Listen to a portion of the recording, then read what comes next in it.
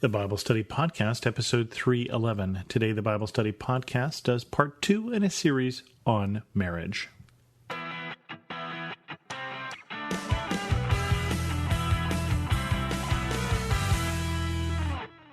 Welcome to the Bible Study Podcast. I'm your host, Chris Christensen.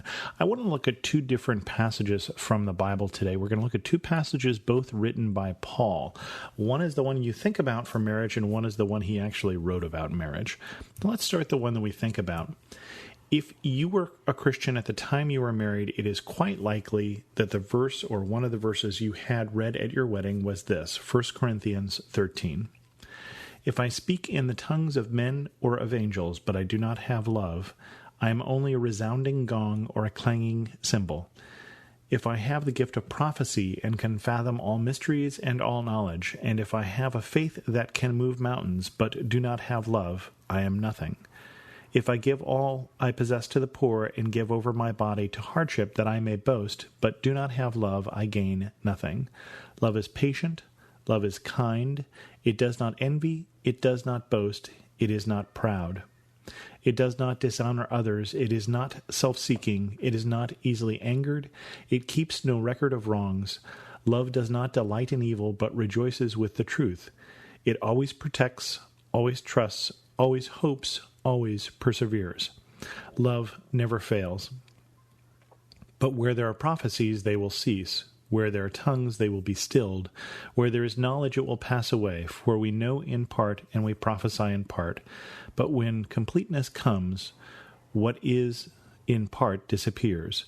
When I was a child, I talked like a child. I thought like a child. I reasoned like a child. When I became a man, I put the ways of childhood behind me. For now we see only a reflection as in a mirror. Then we shall see face to face. Now I know in part. Then I shall know fully, even as I am fully known. And now these three remain, faith, hope, and love, but the greatest of these is love. Now, there's a reason why this gets read at weddings. It is a very favorite verse and one of the best verses in the Bible talking about love. But you may have gathered, since I read the whole thing, the whole chapter, that there's more going on in this chapter than talking about marriage. In fact, this chapter is not trying to address marriage particularly. It's trying to address all our relationships and talking about love because it is set in between two different verses talking about the Corinthian churches fighting over gifts, the spiritual gifts. And that's why it starts with, if I speak in the tongues of men or in angels but do not have love, I'm a resounding gong or clanging cymbal. It's talking about gifts, or at least that's the context. But I do want to look at this because you had it read at your wedding. If you used some of these verses for a particularly good reason, it is a good description of love. And it is something that should inform us when we talk about the marriage relationship.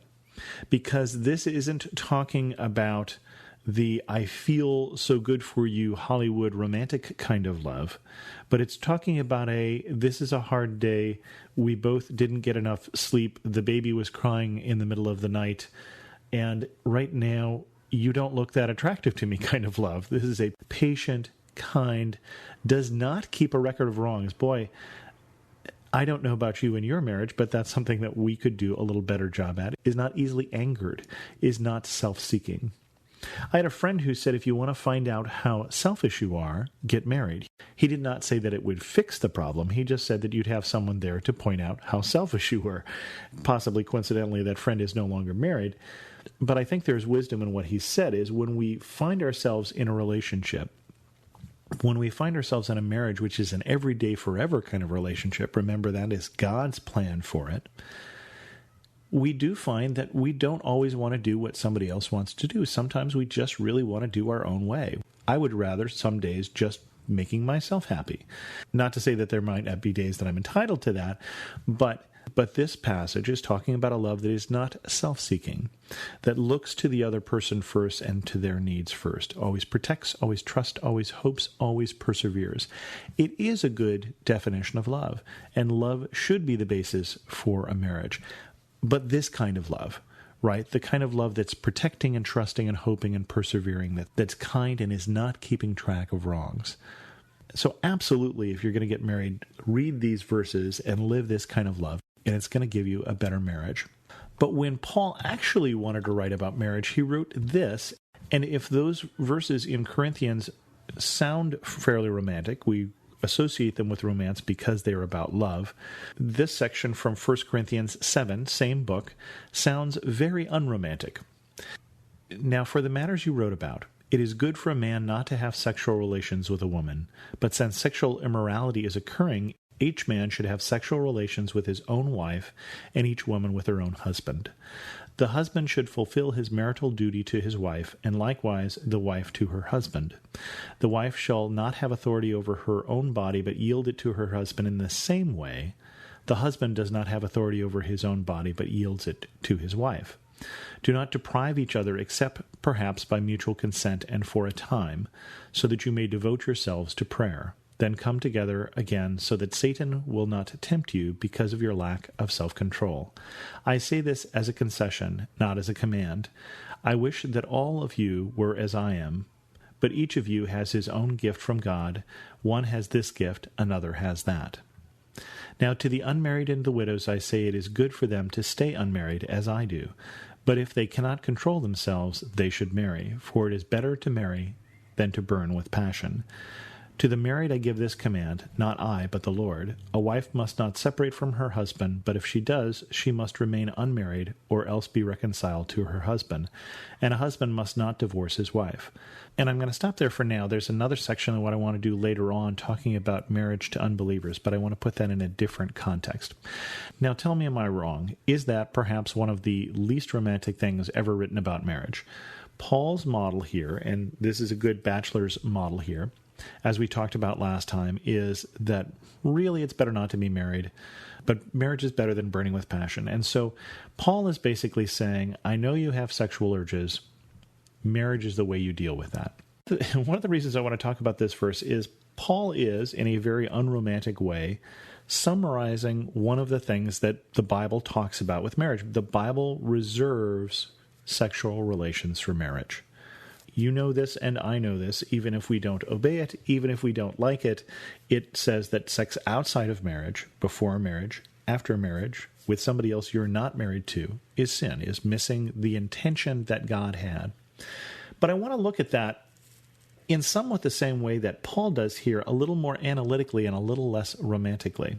We can certainly read Song of Solomon, and I know there's at least one person who listens to the podcast who would love for me to examine that book in this study, and we'll talk about that perhaps.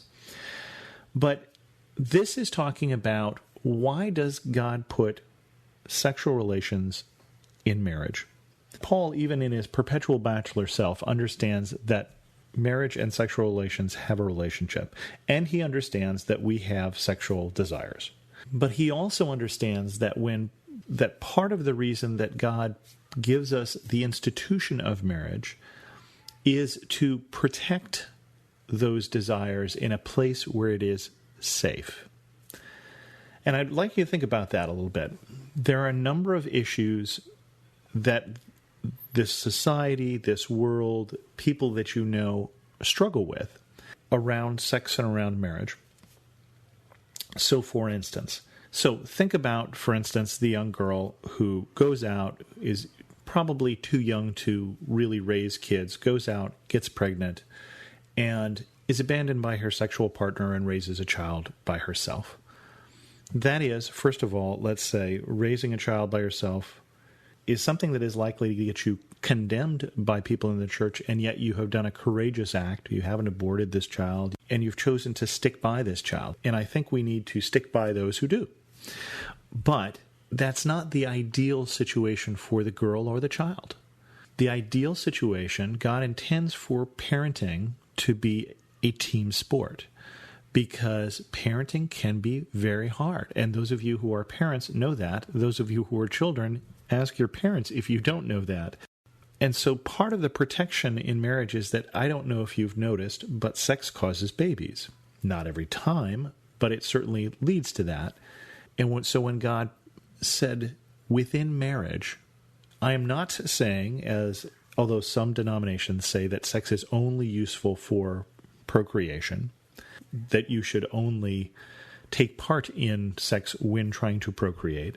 If that's what your denomination believes, I won't tell you to behave against that, but I don't see that in these verses. But what I do see is that For instance, even though my wife and I have sex from time to time, I don't worry about sexually transmitted diseases. You are protected from them if you live in a relationship where you are monogamous, where you are not going around having sex with lots of different people. You are protected. And so we can see that if everyone followed God's intention, some problems would go away. And it's my belief that is true with all sins, that basically God has an idea in mind when he comes up with what we interpret as rules. Sometimes these are just really good ideas.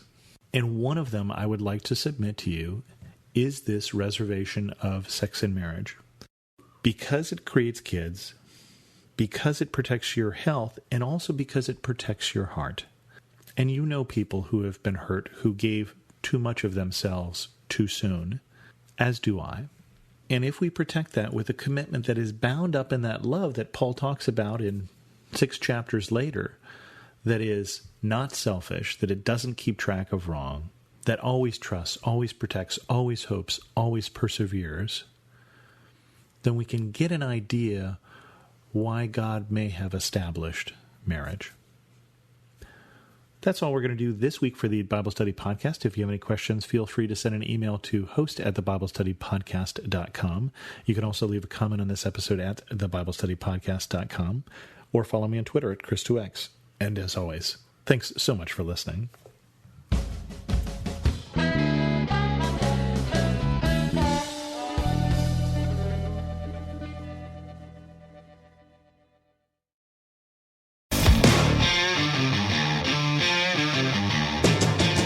Hi, I'm Zach. And I'm Randy. And we're from Salty Saints Podcast. We're a theology and apologetics podcast. We hope to better equip you to be salt and light for your community. We hope that we can help you to go out and be a reflection of Jesus Christ to those around you, to your friends and your family, and especially to those that do not know Christ. To find out more, subscribe at lifeaudio.com.